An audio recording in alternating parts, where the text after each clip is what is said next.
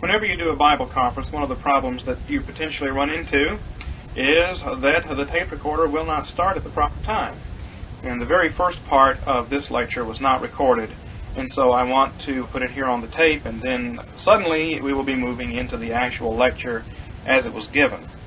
At the end of the last hour, the question was raised about the completeness of the law code that we have in the Bible. In other words, is it a law code, and how does it compare with other ancient law codes? Let me read to you a few comments that I put in my book, The Law of the Covenant, which is now out of print. These are from pages 69 and following, where I summarized the questions on this matter. In the first place, along these lines, we find that directly religious matters are mixed in with social matters in the law.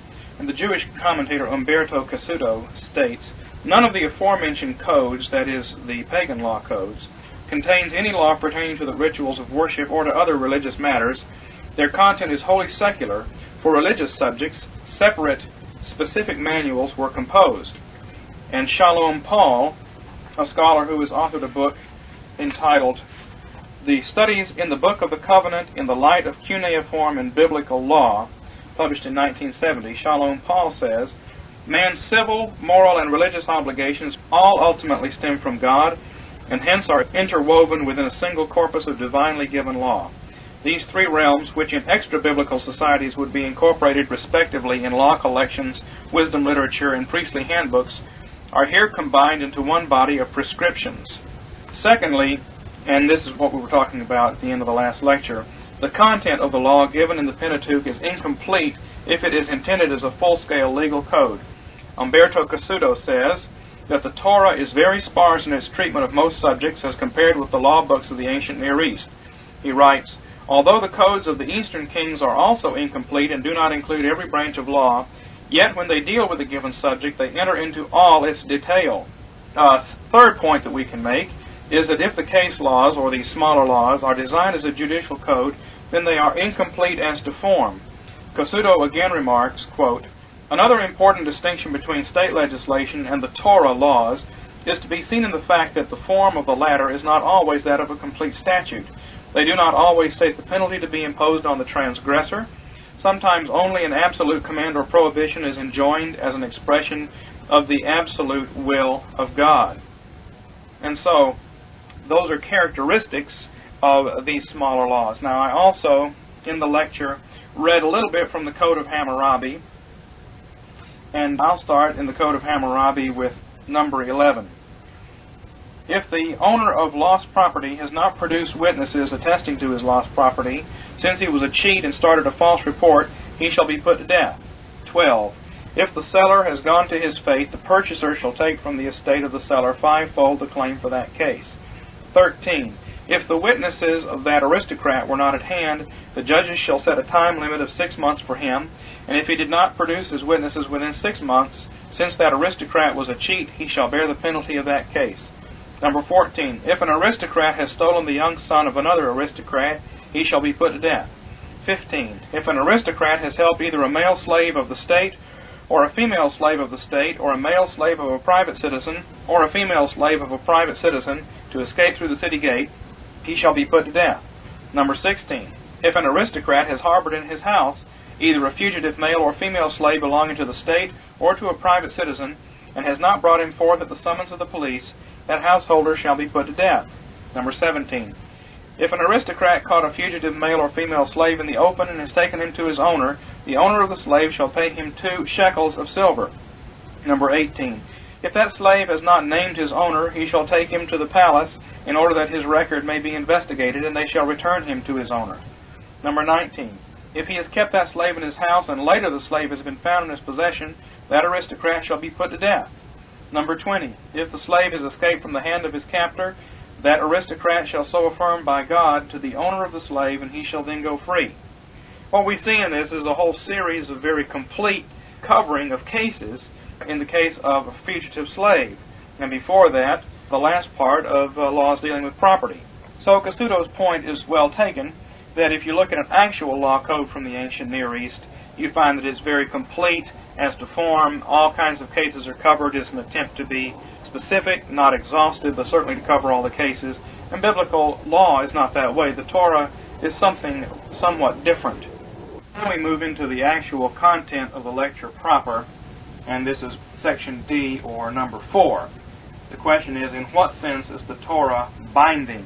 The Theonomists particularly talk about that the law is binding in exhaustive detail. Well, what does it mean for the law to be binding? See, there is a fundamental difference between how we are going to be able to approach the law and how they would. The Old Testament Israelite believer had to understand what God had commanded before he could obey it, whether he understood what it meant or not. That is to say, he had to understand the actual content of the command, but whether he understood its meaning or not, he was supposed to do it. Now that's different from the way the Gentile God-fearer and the New Covenant believer would respond to the law. We have to understand both what God has commanded and what it means in context before we know whether it applies to us or not. For instance, in the New Testament, we're told that women are not to be pastors in the church. Now, there are plenty of people around today who don't understand what that means and who don't like the idea and say, I can't figure out how that fits in, and so I'm not going to obey it. But the fact is, we understand that living in the New Covenant, that is a law that's binding on us, whether we understand it or not. But if we look over at Deuteronomy chapter 22 again, verses 8 to 11, we find laws that's not clear at all. Deuteronomy 22, 8 to 11. When you build a new house, you shall make a parapet for your roof, that you may not bring blood guilt on your house if anyone falls from it. You shall not sow your vineyard with 2 kinds of seed, lest all the produce of the seed that you have sown and the increase of the vineyard become holy. You shall not plow with an ox and a donkey together. You shall not wear a material mixed of wool and linen together. You shall make for yourself tassels on the 4 wings of your garment with which you cover yourself. Now, are these laws binding on us today? Would they have been binding on an Old Covenant Gentile God-fearer in the Old Testament? When Jonah went to Nineveh and converted the Ninevites, were they supposed to take these laws up and do them? Well, the Theonomist would tend to say, well, yes, they're binding, unless it's obvious that they're rescinded in the New Testament. I'm not sure exactly where these laws are explicitly rescinded in the New Testament. But one thing is for sure, we have to understand what they mean before we know whether they're binding on us or not. Is it still the case that we're not to plow with an ox and a donkey together? For the Israelite, he wasn't supposed to do it, period. But the Gentile outside of Israel would have to say, well, now, does that law refer to something that is peculiar to Israel as a nation of priests? Or does it embody a universal moral principle so that we Gentiles should not plow with ox and donkey yoked together? For we in the New Testament have to do that as well. And so there is a different psychological, a different logical and hermeneutical principle involved for us as them. And basically what it means is we are not under these laws in the same sense that Israel was under them. We are not bound to them in the same way that Israel was bound to them. And that's an important distinction, and it's one that's not made very often. Now, at this point, we'll join the lecture as I gave it in progress. God said it, you got to do it. And that applies here. It's a sin for you to wear material mixed of wool and linen. It's a sin for you to plant your vineyard with seed of the field, by which he interprets it's a sin to make hybrids. Now, is that true or not? The fact of the matter is we recognize that these commandments in the Old Covenant are in a somewhat different category. Before we can obey them, we have to understand them. Because unless we understand it, we don't know whether it applies to us or not. Now, that's a different mental activity. Now, if you lived in the Old Testament, you would have obeyed this whether you understood it or not. Just as we obey the command women should not be pastors, whether we understand it or not. I think I understand why that's the case, but not everybody has been persuaded that my explanation is the right one. But we should all agree that that's part of the covenant we're under and we have to obey it. This is different, which means that when we approach the Old Testament, we can't just go and submit to it. There's no way we can go into the Old Testament and isolate out any parts of the commands and say, we submit to that without question, without investigation, without understanding, because it's in God's Word and it's for us, and we're under the same covenant. It won't work. We have to understand the law before we can obey it. Now, during the Old Testament period, the same thing would have been true for the nations outside of Israel. When Assyria converted to the Lord under Jonah, and they wanted to change their laws and have a more righteous and just system, how much of the Mosaic Law would they adopt, and how much would they not? Were they supposed to build a temple to Yahweh in Nineveh? Another temple? So another Shekinah glory would take residence in it and have another altar and start having a Passover and circumcise themselves? Were they supposed to do that and become a second nation of priests? Would that aspect of the Mosaic Law have applied to Jonah's Ninevites? No. But should they have instituted the death penalty for murder, regardless of who the person was committing the murder, regardless of whether he was a patrician or not? Should they have changed their laws that say, if a patrician murders a patrician, he shall be put to death, but if a patrician murders a commoner, he shall be flogged, and if a patrician murders a slave, he shall be fined? Should they have changed that law because they become converted? Yeah. But now how would they have understood, reading the Mosaic Law, which to submit to and which they were bound to? Well, it's not the same as being an Israelite. The Israelite is directly bound to those laws, whether he understands them or not. The God-fearing Gentile is going to have to figure out, looking at each individual case situation and the overall package, which dimensions transfer and which dimensions don't transfer. That's a different mental exercise, and it's closer to wisdom than it is to submission. Now, as soon as you understand that this applies to you, you got to do it. See? That's what the binding of the conscience means. But that's a different mental motion. Now, I would like for the theonomists to take that into account, because we're doing theology by sloganizing if we just say, well, everything in the Old Testament except the ceremonial law is binding. Well, what does that mean? How do we decide what's binding and what's not? We have to understand it all first. And we're not under it in the same way Israel was under it. And the Gentile nations outside of Israel could not have been under it in the same sense Israel was under it. So this word binding, the binding authority of the law, is equivocal. It means one thing in one situation, something slightly different in another. Of course we're bound to everything in the Bible. If all Scripture is profitable for instruction in righteousness, then every jot and tittle from Genesis to Revelation we are bound to. But not necessarily in the same sense at every point. We want to make that distinction. What about the Ten Commandments? Can't we isolate the Ten Commandments and say at least that stands enshrined as unchanging and inflexible? Not at all. We all know the Ten Commandments do not mean the same thing for us they meant for Israel. We don't keep the Sabbath day holy. The Sabbath day is not the day we keep holy. This is the Sabbath day right here, the seventh day. We keep the first day holy. So we make an automatic mental adjustment. It's instinctive to us when we hear that commandment. We make an automatic mental adjustment to change it to a different day. Plus, what did it mean to keep the day holy in the Old Testament? Preeminently it meant you will not stoke up your own hearth fire on the Sabbath day, because if you do, you're to be put to death. Even if you gather wood to stoke up your hearth fire, you're to be put to death. Is that still true? Does God have a hearth fire burning out here on an altar that goes twice as bright on the Sabbath day, and so ours has got to be reduced by comparison? Is that still going on? Is it a sin for you to put extra logs on your fire in the fireplace on Sunday? I don't think so.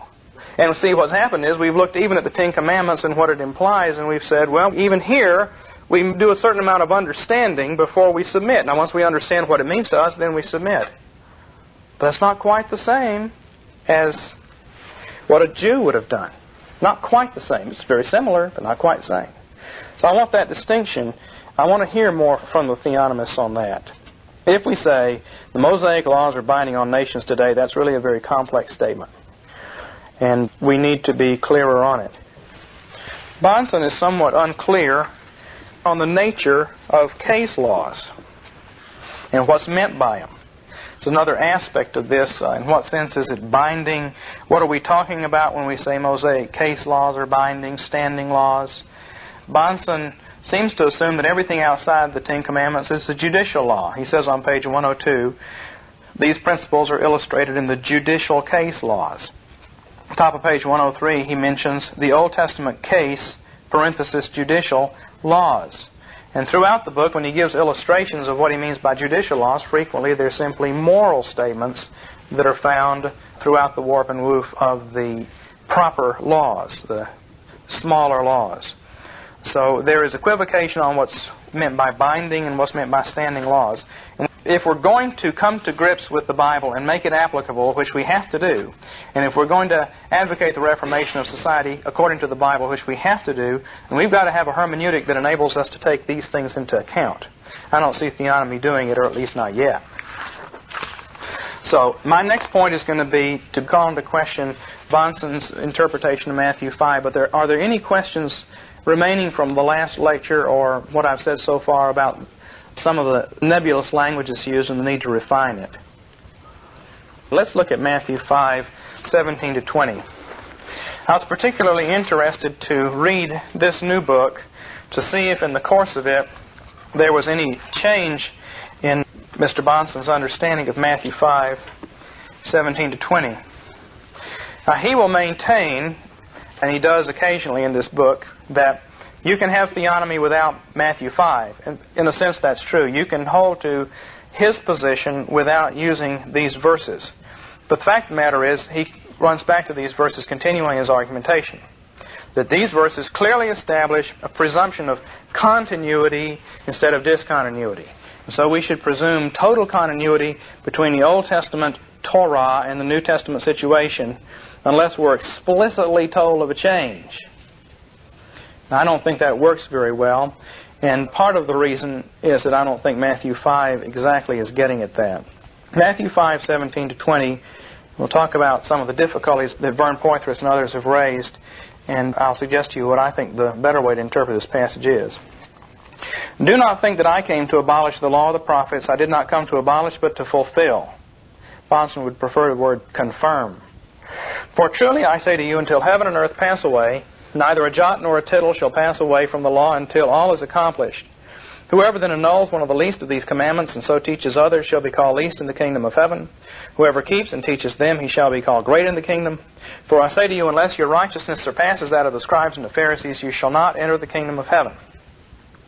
Now, Bahnsen in Theonomy, his original book, spends close to 100 pages arguing that the word fulfill in verse 17 implies and means put into force or confirm. So the verse should be paraphrased, I didn't come to do away with the law, but to institute it, to cause it to stand, to put it into force. And that's a reasonable translation. We'll get to a little bit of the difficulty in a minute. Verse 18, however, goes on to say, I say to you, until heaven and earth pass away, neither a jot nor a tittle shall pass away from the law, until all is accomplished, which would seem to indicate there comes a time when it does change. And why would it change then? Why would God's law change at the end of time in history? That's a good question, and it's one that is not addressed.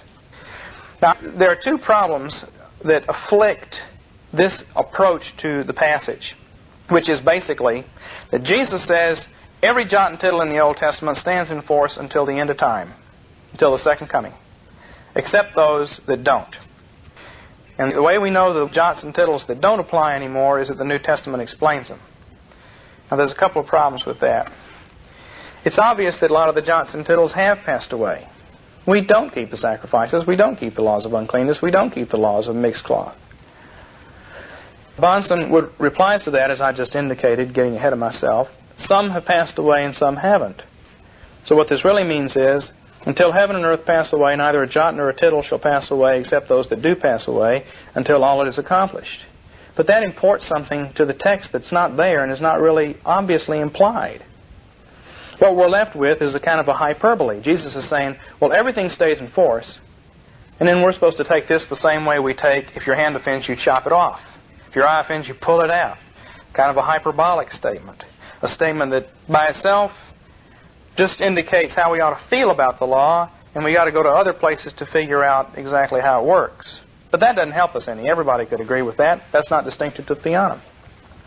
Another problem that has been raised is that the word fulfill in verse 17 is not the word you would expect if all that the passage is saying is what Bahnsen says it means. You would expect the Greek word histemi, or a form of it there. I did not come to abolish the law, but to cause it to stand. Instead, you have a word, fulfill, that is used everywhere else for the fulfillment of prophecy. So it would seem to indicate that there's an idea of fulfilling the typology and prophecy of the Old Testament here as implied. Now, Bahnsen's reply to that is, it's obvious that Matthew 5 through 7 is a law passage. it's not talking about prophecy. It's talking about law. Jesus is saying, get rid of this oral law tradition, stick with the written law that God gave in the Old Testament. He cleans up what the Pharisees say. He republishes the law. And so in this context, it's not talking about a fulfillment of prophecy. It's talking about law. On page 321, he discusses that. Let's see if I want to read that. Yeah, Vern Poythress is the one who brings this up. Poythress wants to say that fulfill in Matthew 5:17 should be assimilated to the other uses of fulfill in Matthew where it applies to prophecies of the Old Testament. But, says Bahnsen, the specific context of the Sermon on the Mount simply does not deal with Old Testament prophecies, even though they are surely found elsewhere in Matthew's Gospel. We get into real trouble when we overlook the obvious.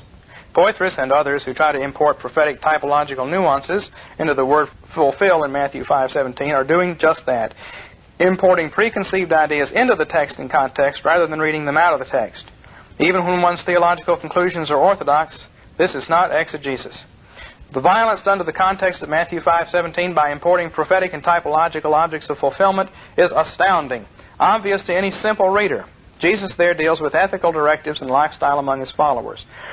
We must go elsewhere in Matthew's writing to find the typological and prophetic emphasis upon which Poythress chooses to focus. Now, let me put myself in Poythress' shoes and say, law and prophecy are not as different as they're being made out here. All of the law proclaimed Christ and pointed forward to Him. And it's not necessarily true at all that there is no prophetic aspect to the Sermon on the Mount. In fact, I'm going to argue in just a minute that I think there is. And I think that a proper understanding of this passage will do justice to the reason why fulfill is used here rather than cause to stand, and do justice to what Poythress is trying to point out. Poythress doesn't deny that Jesus is coming to confirm the law. He does confirm it, but he says there's more to it than that. It's confirm and also fulfill in the sense that what the Old Testament was talking about now receives its final prophetic typological culmination. Let me read this a different way now, in a way that I think it should be read. Verses 17 to 20. Do not think that I came to abolish the law of the prophets. I didn't come to do away with them. I didn't come to abolish, but to bring them into their fullness. For truly I say to you, until heaven and earth pass away, which is going to happen at the cross, and not at the end of history. And this is the important exegetical watershed. Neither a jot nor a tittle shall pass away from the law until all is accomplished. Now, if the horizon of verse 18 is not the second coming, but the passing of the old heavens and earth with the coming of the new covenant, then you can take this verse literally. Then when it says every jot and tittle is being brought into force and will not pass away, it means exactly that. It means the old covenant without any modification.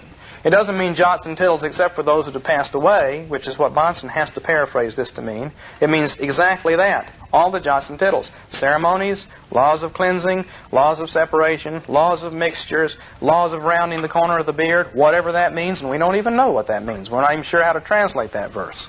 Whatever all those things meant, every bit of it is going to be brought into force at this point in history. But it's going to change at the cross. That's when heaven and earth pass away. And I'll argue that. I'm not going to try to prove that in depth today because I have argued it at length in my book Through New Eyes. But I think that that is what Bahnsen misses in this verse. And it does have an eschatological horizon. So then, he says in verse 19, whoever annuls one of the least of these commandments and so teaches others shall be called least in the kingdom of heaven. That's coming right now. The kingdom of heaven is open and everybody's pressing into it. The kingdom of heaven doesn't come at Pentecost exactly. It's already come in Jesus. Whoever guards and teaches these is great in the kingdom. Unless your righteousness surpasses that of the scribes and Pharisees, you will not enter the kingdom of heaven. Now is the day they need to enter the kingdom. Now, what I'm about to say, I think, to really develop would take a long time. And all I can do is give you an outline or the gist of the way I think the argument would go.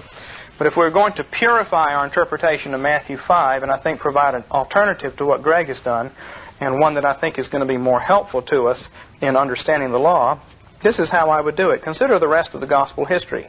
What does Jesus do in the Gospels?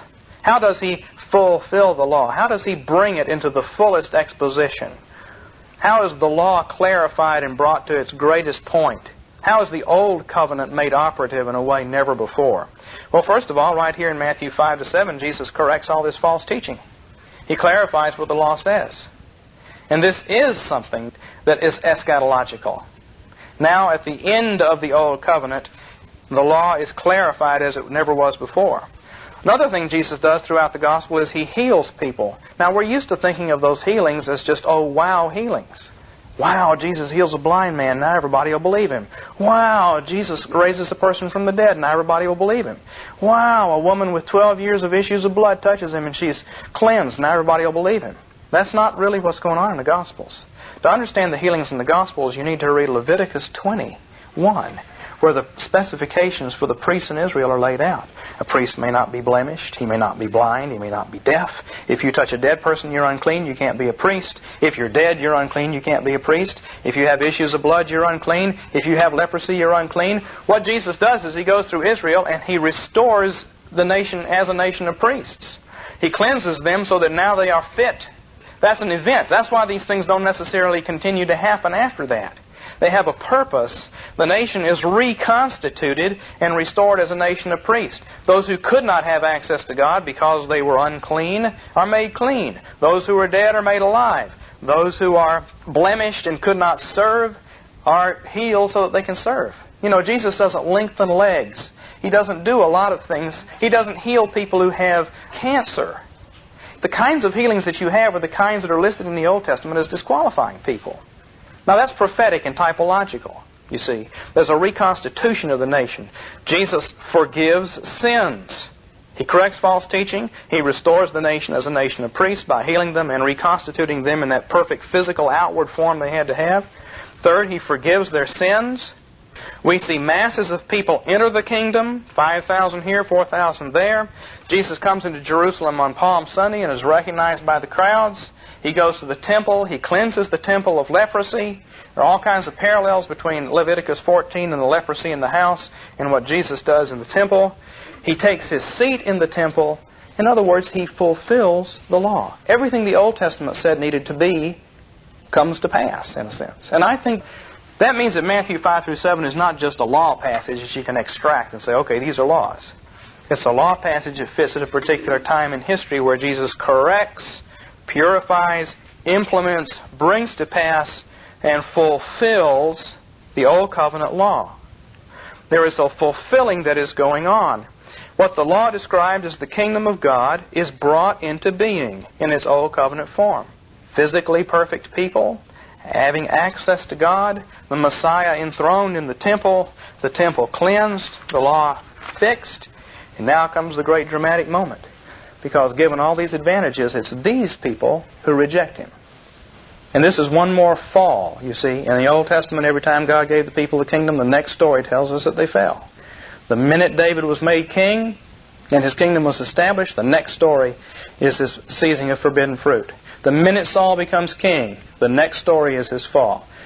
The minute Israel is given the law at Mount Sinai, the next story is their fall into sin. Read the book of Ezra. The minute the city is finished and they have the Feast of Tabernacles and the walls are built, they start marrying strange women. Every time the kingdom is built and constituted, they reject it and fall. And the climax of that is here. The nation is reconstituted, the law is republished, everything is fixed up, and now everybody, all the way to Peter, reject Him with a greater clarity of vision than ever before.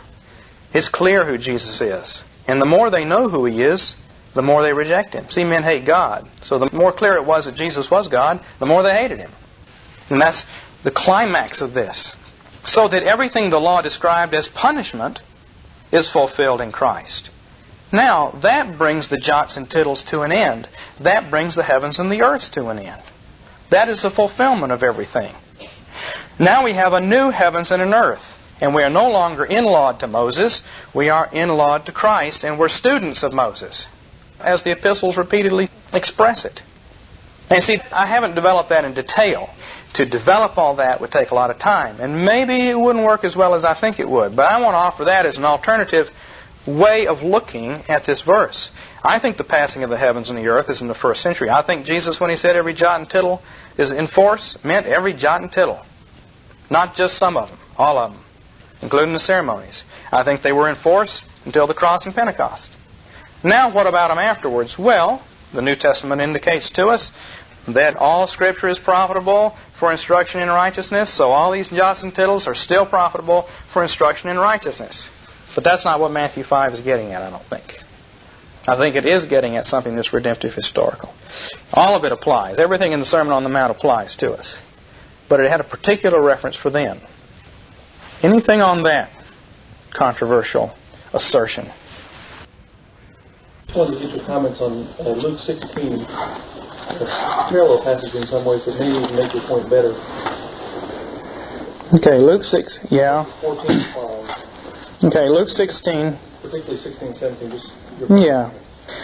Thank you. Luke 16:14 and following. Now the Pharisees who were lovers of money were listening to all these things. They were scoffing at him, and he said to them, "You are those who justify yourselves in the sight of men, but God knows your hearts. For that which is highly esteemed among men is detestable in the sight of God.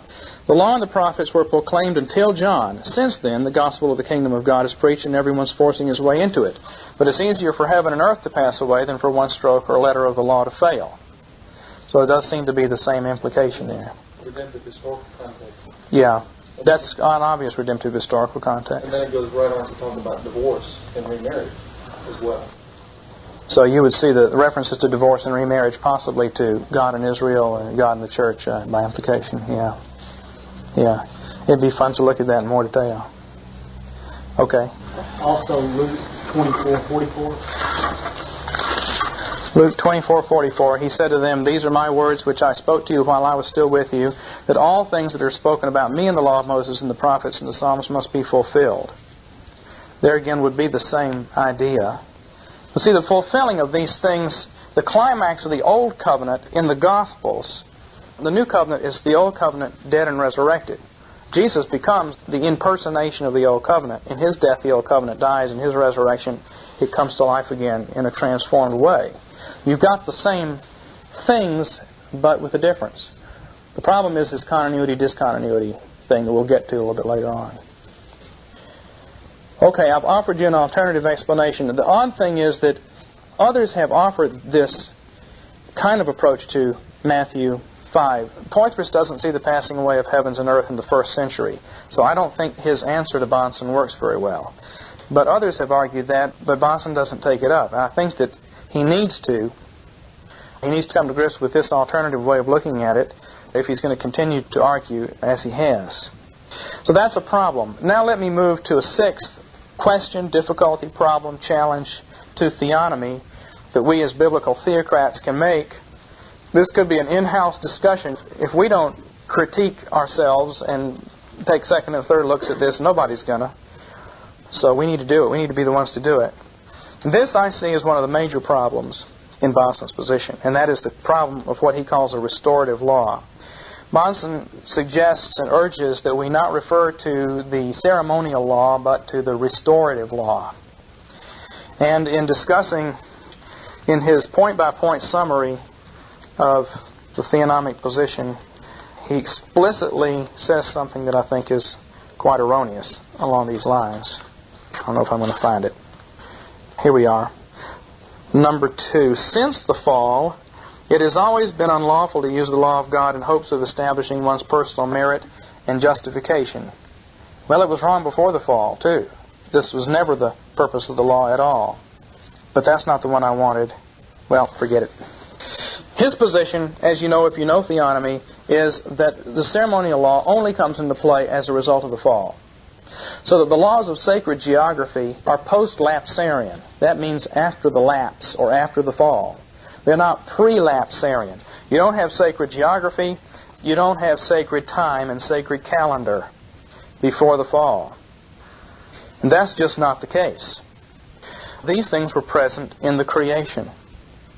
And it's also not the case that the ceremonial law is in any way unique in being phrased in a post-lapsarian fashion. In other words, let me back up and try to make this clearer. In the Old Testament, when we read the laws of sacred geography and we read the laws of sacred calendar, they're all expressed in terms of sin and repentance.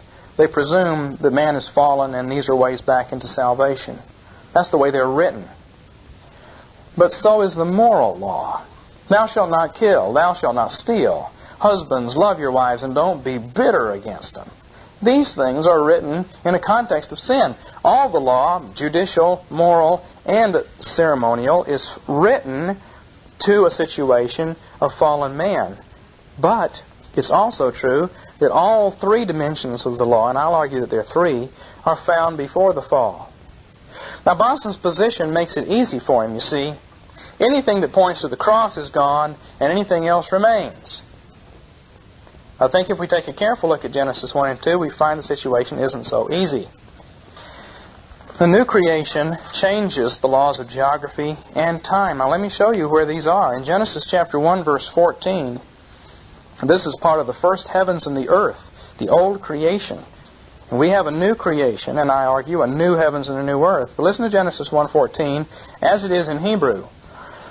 Let there be lights in the expanse of the heavens to separate the day from the night, and let them be for signs and for festival times and for days and years.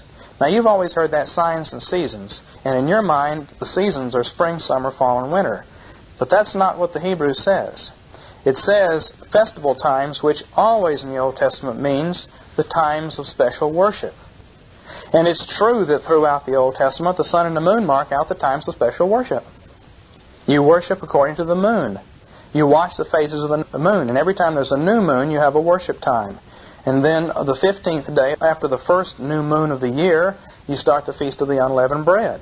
And you count 50 days from the Sabbath in that week, and you come to Passover.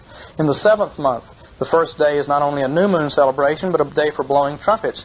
You count 10 days from that moon, and you have the Day of Atonement. You count 5 more days, and you start the Feast of Tabernacles. The moon regulates the whole thing. And the sun regulates it, because the sun tells you when the first month is. You're going to know which month of the year you're in according to the rising and setting of the sun in its annual spring, summer, winter, fall cycle. The sun rises and falls along the horizon, making days shorter and longer. That regulates the festival times, and that was set up not at the fall of man and not with Moses, but in Genesis 1, and it's changed now. In the new covenant, the physical universe does not regulate the time of worship. The time of worship is exclusively regulated by man. We're no longer children under tutors. We regulate the time of worship by counting 7 days. And there's nothing in the world to mark it out. The moon doesn't mark out 7 days. The sun doesn't mark out 7 days. That's why your January 1st is a different day of the week every year. The cycle of the sun's got nothing to do with days of the week, nor does the moon. The moon doesn't go 28 days, it's 28 and some odd, so it gets off. It's exclusively human to mark out Sabbath times, the Sabbath day. And that's all that's left according to the Reformed faith, and I think it's right in the New Testament as far as we are bound. We're supposed to worship on the Lord's Day, which we count because the Son of Man, and in union with Him, we are lords of the Sabbath. We mark it out. It's not marked out for us by creation clocks. Those clocks are still there, but they don't mark out festival times. You see what I'm saying? I'm saying against Bonson that kind of thing didn't come in at the fall. It's a creation thing. The fall qualified it. Same's true of sacred geography. Genesis chapter 2 tells us, in Genesis 2:10, a river flowed out of Eden to water the garden, and from there it divided and became 4 rivers. The name of the first is Pishon. It flows around the whole land of Havilah, where there's gold, etc. The name of the second river is Gihon. It flows around the whole land of Ethiopia. The name of the third river is Tigris. It flows east of Assyria. And the fourth river is the Euphrates. Now what that passage establishes for us is that there was one land that was central in the world, and all the others, the rivers flowed out of the central land to the other lands. There was not a river that arose in Havilah and watered the garden of Havilah. There wasn't a river that arose in Cush and watered the land of Cush. There was one central sanctuary land, and its river went out and watered the other inferior lands. Now, we're used to thinking of that pattern with Israel in the center of the nations and the influence of the Old Testament form of the gospel going out as rivers to the other nations of the world, as Israel was supposed to be a nation of priests. That's the picture. But that geographical picture with only one central sanctuary and only one temple on the earth and only one place where people could meet with God in a special way, that's not something that came in as a result of the fall. That's a creation design. And if it's changed in the New Testament, it means that this whole creation pattern that was established has been superseded. In terms of cosmic order and structure, we're in a new creation. In terms of physical substance, we're not. But in terms of the organization of time and space, we are in a new creation. We're also in a new creation as far as the organization of people is concerned. In the Old Testament, you have genealogy to establish that everybody comes from the first Adam. In the new creation, you don't. We are not in-lawed anymore to the first Adam, but to the second. So the personnel, the organization of persons, the organization of time, and the organization of space has changed, not from Moses to the New Testament, but from Genesis 1 to the New Testament. Now that's a little bit sophisticated, but it's important. Because you see, we are already in the eternal life. Essentially, this new organization is the organization of heaven. And legally and judicially, we have experienced the most important resurrection and transformation that counts. When you die and go to heaven and get your new body, that's secondary to what you have when you experience a spiritual resurrection. Which one is more important? Going from death to life or getting a new body? Which is the consequence of which? You see, the definitive change is the one that happens judicially, structurally, in history. And then the rest of it is the outflow. The fact that this physical universe will be transformed, that we will get transfigured bodies, that's an outflow of what happened in history in 30 AD. And so the change of the structure of the world is the change from the old creation into the final creation. And now we just have the outworking of that. The first outworking is calendar's changed, geography has changed, we're no longer in Adam, we're in Christ. That change takes place. Now that's an important qualification because it means that Bonson in his position has not properly apprehended what the ceremonial law is at all. It's a series of specifications of these things, and the New Covenant doesn't just return us. And I don't know exactly what that means in terms of cash value to the interpretation of particular laws, but it does strike a blow at his whole system. Makes it a little bit more complicated. Introduces questions about other dimensions and aspects of the Mosaic revelation than he is going to be alert to. Because it's not just the laws as they reflect sinfulness that have changed. It's the laws as they reflect the cosmic structure of the first creation that have changed. So one of the problems that I've always had with theonomy, and I have more now than I used to have, but this has been one of the major ones, is Bonson's strong insistence that the ceremonial laws are only restorative laws. All they really were designed to do is point to the cross, and then they're gone. No, they did a lot more than that. And they were moral laws. For those people at that time, that's how God intended for them to live in that world. We don't live in that world, and it's not how God intends for us to live in this world. And there may be, you see, something to the fact that in the Holy Land, certain crimes were punished more severely than they would have been punished in one of the outlying lands because of the structure of the world.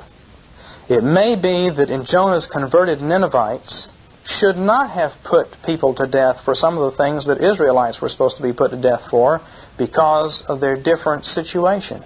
And that's not just a mere ceremonial or restorative idea. It's something that's built into the structure of the world in that age. I haven't answered a question there. I've just raised it. I've raised a hermeneutical consideration, and that's what we're dealing with. You want to ask any questions about that? We'll move to the next point. Okay? You may not want to answer this. If I don't want to answer it, I won't answer it. Well, the obvious thing in my mind, being a subscriber to the Westminster Confession of Faith, Chapter 7, that raises all kinds of questions in my mind about the traditional ways of dividing and distinguishing between the covenants, covenant works, and covenant grace. And I guess my question is, do you think this is a perspective that helps, that can be overlaid and underlaid with other perspectives like the traditional perspective, or is this something that's pretty much going to attack and eat up the other perspective? The question is, what about the traditional Reformed understanding of the covenant of works and the overarching covenant of grace between the old and new covenants, where you don't have as radical a transformation as I'm talking about? The seminary I studied at, all of these things were considered as up for debate. And I guess I am of the school of thinking from Westminster that there's a lot of thinking that needs to be done about that. What the Westminster Confession is getting at by that language of overarching covenant of grace in two dispensations is true. But is that the best way to express the truth they're trying to get at? And I have questions about that. I'd rather say Old Covenant, New Covenant, which is what the Bible says. Old Covenant is in Adam, New Covenant is in Christ. Old Covenant receives many specifications in the Old Testament. Old Covenant always included the Sabbath idea, which is redemptive after the fall. So I'm happier with that way of doing it, but it's a way of getting at the same idea. But one of my professors in doing different kind of covenant theology that's more common in the Schilder churches in the Netherlands, what I'm talking about would be more common there.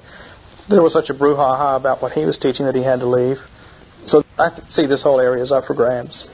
Now, I don't know how the churches would enforce that particular system of language in the Westminster Confession. You have to use that language, or you just have to agree with what it's getting at. So you can say it's perspectival, but part of the question in biblical theology is, why doesn't the Bible say it that way? Why does it say it this way? I don't know if that answers your question. It talks around it a bit. Well, it's obvious that reading Bonson that he is, quite at home in the... Yeah, and that's the underlying and part of his whole argument is the whole Reformed perspective, and that's why dispensationalists have such a hard time, or even non-covenantal people that aren't at home in the Westminster Confession have such a problem with his arguments. Because you see it all through. That is a good point you're raising here. I'm just wondering where it's going to go. Well, it's like if you have the simplistic covenant theology that says baptism is circumcision. We baptize babies because babies were circumcised in the Old Testament, and you don't go beyond that, then you've left a whole lot of questions unanswered. Because why weren't girl babies circumcised? Why didn't believers outside of Israel seem to do it? Why wasn't it done at the Noachic period? If the Old Testament church is identical to the New Testament church, and circumcision is just changing to baptism, and that's all there is to it. But there's more considerations than that, so you always have to make adjustments in your system. I don't know. Okay, let me start into the next one. Number 8 is the question of the nations outside of Israel. Were the nations outside of Israel obliged to keep the Mosaic judicial laws? I've already expressed the fact that they could not have submitted to the Mosaic laws in exactly the same way Israel could have, because they would have had to study it and understand it before they would have known exactly what applied and what didn't. Bonson, however, argues that the distinction between what applied and what didn't would have been easy to separate. Anything that's ceremonial and restorative, that doesn't apply. The other things do. That's not hard. And he argues that. Then he argues that they should have kept the penalties of the law. Nations outside of Israel should have kept the judicial law. The difficulty is that throughout his writing, I only find evidence, Bonson only adduces evidence, that the nations outside of Israel were under the moral law of God and under the judgment of God. To my knowledge, there's no evidence that Gentile nations were obliged to follow the Mosaic judicials, the penalties. You find out that God says, I'm going to judge the Assyrians because they're cruel. Well, God is going to judge them. God says, I judged the Canaanites because they were sodomites. God judged them. What we need is a verse that says, I am angry with the Assyrians because they didn't put homosexuals to death. I am angry with the Babylonians because they didn't have fivefold restitution for the ox and fourfold restitution for the sheep. You see the difference? We need evidence that shows that the nations outside of Israel were supposed to keep the same penalties as the Israelites were supposed to do. Not that they were supposed to behave the same way, because there's a clear difference between behavior on the one hand and punishment on the other. And I see what I've done here is skip the 7th section, which I better go back to. I'm sorry about this for the sake of your notes, because what I've got to do first is deal with the question of moral laws and judicial laws, because that's another real weakness in Bonson's approach, and one that sets him apart from the whole history of the church in this area. And it's one that he's either right or wrong about. I think he's wrong. So I'm sorry for the glancing at the wrong place in my notes. Let's do that for a few minutes, and then we'll take a break. The 7th line of question for Bonson's theonomic position is, Bonson says that there is no category difference. No category difference should be introduced between what we think of as judicial laws and moral laws. Murder is wrong, and the death penalty for murder is right, Kidnapping is wrong. The death penalty for kidnapping is right. And those are both moral laws, and they're in the same category. Now, historically, the Church has distinguished between ceremonial, judicial, and moral laws. Moral laws are the ones that tell you right from wrong. The judicial laws are the ones that tell you how to punish people who sin. The Church punishes by excommunication. The family punishes with the rod, and the state punishes with capital punishment and other things. Now, that system of punishments, according to the historic Church, is a different idea than the idea of what is right and what is wrong. And the reason is, some things that are wrong are not supposed to be punished. God says, I'll deal with them. Now, I think that there's a clear difference between moral laws and judicial laws. I think common sense indicates it. It's obvious that there's a difference between the punishment for something and the sin itself. You can run them together, but you can also run together the ceremonial law. The ceremonial law was moral for Israel. They were supposed to do it. So if you remove the categories between moral and judicial, I think you've got to remove the categories between ceremonial and moral too. It would have been immoral for an Israelite to mix seed. He was disobeying God. But we say the reason for that law has to do with sacred geography and the position of Israel at that stage in history, which we're not under. It would have been immoral for an Israelite not to punish apostasy with the death penalty. But there again, we can distinguish between that disobedience, a failure to enforce the judicial law, from the sin of apostasy itself. I've discussed that at length in my paper on the death penalty and the Mosaic laws, and I'm just going to refer to you there. You can also think about the fact that the covenant itself in the Bible, when it's laid out, is often laid out in sections, commonly in 5 sections. More has been made out of that than should have been, but it's present some places. The covenant involves a declaration of who the covenant maker is. Secondly, it involves a statement of the transition into the covenant. Third, there are stipulations of the covenant. Fourth, there are sanctions of the covenant. And they're different things. The moral requirements are the 3rd section. The punishments threatened and the rewards offered are the 4th section. They're different things. We can see that there's a difference implied in the Bible itself in the fact that under the Noachic covenant, only murder was punished by death. Under the Mosaic covenant, other things were. Whereas under the Noachic covenant, the same things were right and wrong morally. It was immoral to commit adultery under the Noachic covenant, but it wasn't punished by death. Under the Mosaic covenant, it's immoral to commit adultery and is punished by death. The moral things obviously don't change. The judicial things obviously can change. Now, Bahnsen just totally mixes these things up, and that's part of his position. You see, if he can demonstrate that the judicial laws and the moral laws are really in the same category, then the entire question of the penalties of the Old Testament law is settled. But this hasn't convinced anybody. It hasn't convinced the other theologians who interact with him. And I think the reason is that there is a difference between the two, and it's fairly obvious. I read these passages earlier in the lecture in a different section where he conflates the judicial laws with the case laws. For instance, on page 255, Theonomic Ethics does indeed see the distinction between the Decalogue and the judicial laws, that is, the case laws. We see many case laws are not judicial, as we saw last time when we were looking at these laws. Chapter 22 of Deuteronomy. You shall not see your countryman's ox or his sheep straying away and pay no attention to them. You shall certainly bring them back to your countryman. Well, that's not judicial because there's no punishment involved there. It doesn't say if you fail to bring them back, you're to be flogged. That would be judicial. That would be a penal law. That would be a sanction. But it's not there. This is just an exposition of the moral law. So I think the distinction is there, and I'm convinced that we've got to make that distinction somehow and pay more attention to it. Let's take a break now. I want to come back at the end and, having critiqued Bahnsen's approach, come back around and say, now what can we say? Because I don't want to leave the impression I'm taking everything away and leaving nothing back. Practically speaking, I think we'd be close to where he is. But I don't think he gets us as far as we need to get.